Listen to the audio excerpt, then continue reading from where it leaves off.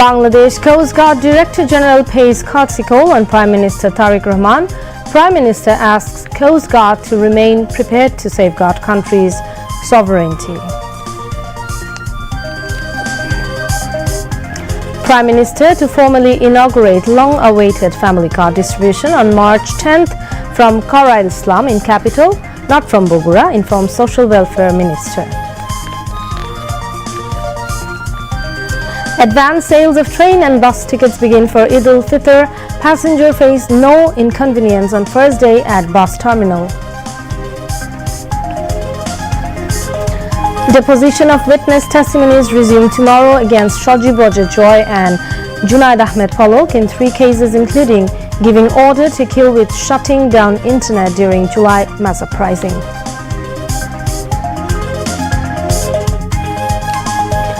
High Court issues rules questioning the legality of July National Charter Implementation Order and Referendum Ordinance. Orders to respond within 4 weeks. Signs of relief in non-performing loans. Bangladesh Bank sees prospects of recovery. Non-performing loans decreased by more than 87,000 crore taka in 3 months. Back and forth attacks between United States, Israel and Iran continue. Death toll rises to 787 in Iran in US strikes. Drone attacks by Iran on US embassy in Riyadh. Trump warns of strong response.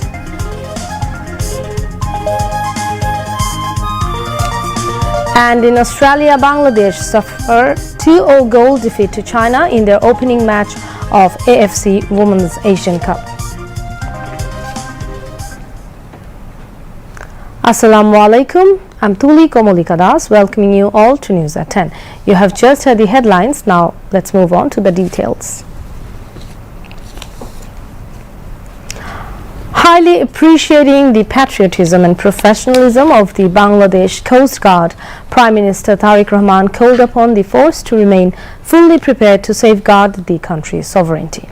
The Premier made the call when Bangladesh Coast Guard Director General Rear Admiral Mohammad Ziaul Haq paid a courtesy call on him at his Cabinet Division office in the Bangladesh Secretariat today. Prime Minister's additional Press Secretary Atikur Rahman Ruman said Tariq Rahman expressed hope that through professionalism the Coast Guard would further consolidate its position as a vigilant guardian of the nation's maritime boundaries. During the meeting, the Prime Minister recognized the Coast Guard's tireless efforts, saying the force is playing a vital role in maintaining peace and security in coastal and riverine areas. The Premier instructed the force to continue its public service-oriented activities, particularly in disaster management, in the interest of the people.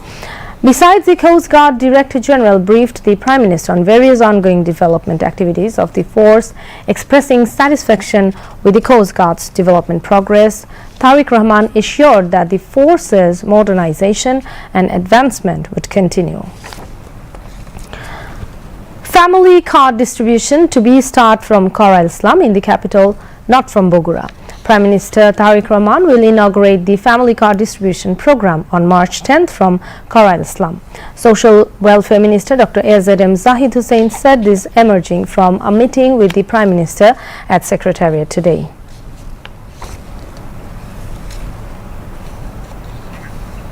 নির্বাচনের schedule ঘোষণা করা হয়েছে। যেহেতু নির্বাচনের schedule ঘোষণা করা হয়েছে, নির্বাচন আচরণ বিধিতে এই মুহূর্তে বগুড়া সদরে যাওয়া যেহেতু আচরণ বিধি পরিপন্থী হবে, সেজন্যই মাননীয় প্রধানমন্ত্রী ঢাকার যে 17 আসনের যে করাইল বস্তি, করাইলে ইনশাআল্লাহ ওখানে উনি ফ্যামিলি কার্ড বিতরণের কর্মসূচি শুভ উদ্বোধন করবেন। আর 10 তারিখে ইনশাআল্লাহ সকালে এই প্রোগ্রামটা হবে।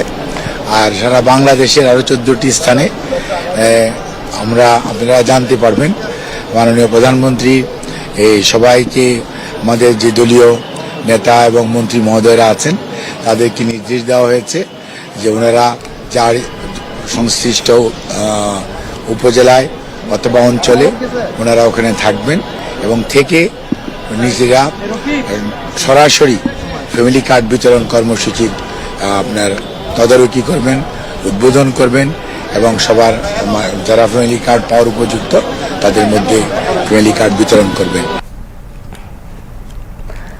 Bangladesh Railway has started selling advanced train tickets ahead of Holy Eid-ul-Fitr from today to ensure smooth travel for homebound passengers. The sales began at 8 a.m. specifically for passengers intending to travel on 13th March, beginning with tickets of all the intercity trains heading towards the western region of the country. Tickets for all intercity trains plying in the eastern region are being sold from 2 p.m. As in previous years, 7 days advance tickets for intercity trains are being sold under special arrangements. To ease passenger inconvenience and prevent overcrowding at stations, this year all advance tickets are being sold online. Under this schedule, passengers will be able to buy tickets on 4th March for travel on 14th March, on 5th March for 15th, on 6th for 16th, on 7th for 17th and 8th for 18th March, and on 9th for travel on 19th March. Subject to the sighting of the moon, tickets for March 20th, 21st and 22nd will be sold accordingly. Return journey tickets are set to go on sale from 13th March to 18th March. Railway officials said each passenger will be allowed to purchase tickets only once using a single national ID card. A maximum of 4 seats can be booked in one transaction. Tickets bought for Eid-ul-Fitr travel will not be eligible for refund under any circumstances. Bangladesh Railway has decided to run a total of 20 special trains, including 5 pairs of special trains, to handle the additional passenger pressure on the occasion of Eid. Besides, to accommodate those unable to secure seats online, 25% of non-AC coach tickets will be issued as standing tickets from originating stations before departure. At the same time, advance ticket sales for long-distance buses have also begun from today. From early morning, people were seen lining up at several bus counters in the capital to secure seats. There are no major problems for passengers on the first day of advance ticket sales, neither there are complaints of increased fares. The government has announced a 25% fare reduction for the disabled people, students and citizens over the age of 65 years of age in all the railway service, including Metro Rail. Railways Minister Sheikh Rabiul Alam informed the newsman about the decision at the Secretariat today. He, however, mentioned that it will take some time for this benefit to take effect. Besides, the minister said there is no scope to take excess fare during the upcoming Eid-ul-Fitr. Meeting with bus and launch owners were held in this regard, he added. Referring to the overall development of railways, Sheikh Rabiul Alam said that some new projects will be taken up and ongoing projects will be implemented soon to increase railway standard of service.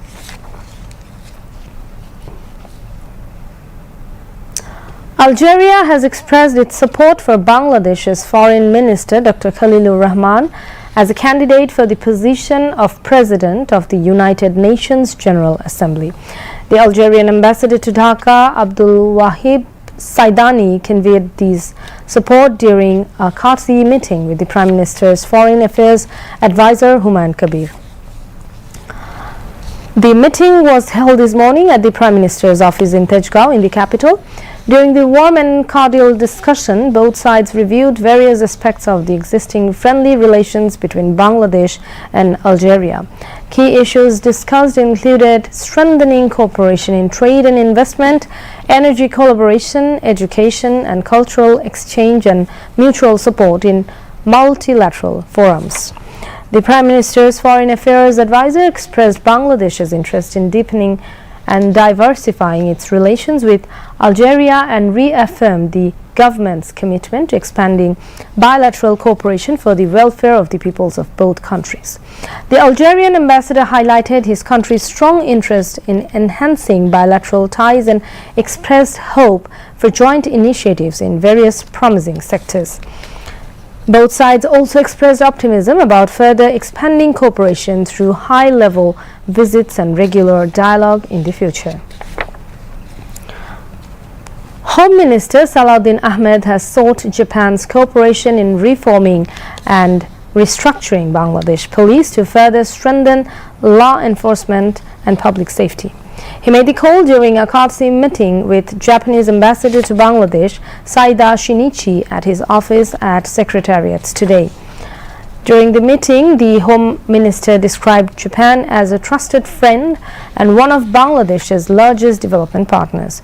Japan's involvement in major infrastructure projects, including the Dhaka Metro Rail and the third terminal of Hazrat Shah Jalal International Airport, implemented through the Japan International Cooperation Agency, JICA, he highlighted. Salahuddin Ahmed noted that Japan has already contributed to improving traffic safety under the Dhaka Metropolitan Police DMP and expressed hope for expanded collaboration in police reform and restructuring. Besides, the discussions covered a range of issues of mutual interest, including law and order, security cooperation, and police modernization, traffic management, trade, and investment. Ambassador Saida congratulated the minister on assuming his new portfolio and assured continued Japanese support for Bangladesh's infrastructural development. The envoy mentioned that the DMP's traffic safety project was completed last year and expressed Japan's interest in expanding cooperation with the police. Referring to the upcoming 10th anniversary of the Holy Artisan attack, the ambassador requested enhanced security measures for Japanese nationals living in Bangladesh. In response, the Home Minister reaffirmed the government's commitment to ensuring the safety of all Japanese citizens, including investors and businessmen. The High Court has issued a rule asking why the July National Charter Implementation Order and the referendum ordinance should not be declared illegal. The panel of Justice Razik Al-Jalil and Justice Muhammad Anwarul Islam passed the order today after holding a preliminary hearing on 2 writ petitions. The Cabinet Secretary, Law Secretary, Secretary of the Parliament Secretariat, Principal Secretary to the Prime Minister and Chief Election Commissioner, among others, have been asked to respond within 4 weeks. The writ petitions were filed on Monday by Supreme Court lawyers Chaudhry Muhammad Redwani Khuda and Ghazi Muhammad Mahbub Alam, challenging the legality of the 2 instruments. Lawyers Ehsanul Karim and Syed Mamun Mahbub represented the petitioners, while Muhammad Hussain Lipu, Imran Abdullah Siddiqui and Shishir Manir opposed the petitions. Acting Attorney General Arshadur Rauf and Additional Attorney General Onik R. Haq appeared for the state. Describing the rule as perspective and biased, Jamaat lawyer Shishir Manir said declaring the referendum ordinance unconstitutional would also cast doubt on the validity of the 13th national election, which was held alongside the referendum. Whereas the petitioner's lawyer Mamun Mahbub said that the final order will also be in favor of the writ, stating that establishing the rule of law is the main goal of this government.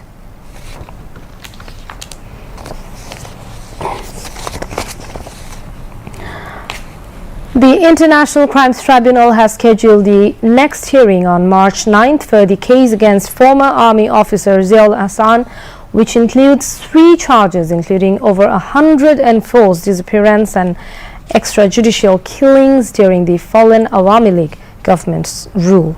Tribunal 1, led by Justice Ghulam Murtuza Majumdar, gave the order today. Earlier, defendants' lawyers interrogated the witness of the case, former Army Chief Iqbal Karim Bhuiya, for the 5th day today.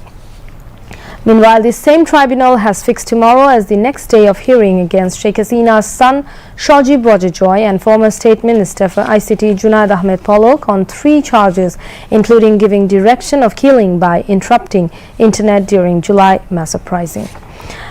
Earlier, former judicial work of this case began through presentation of introductory statement on February 18th.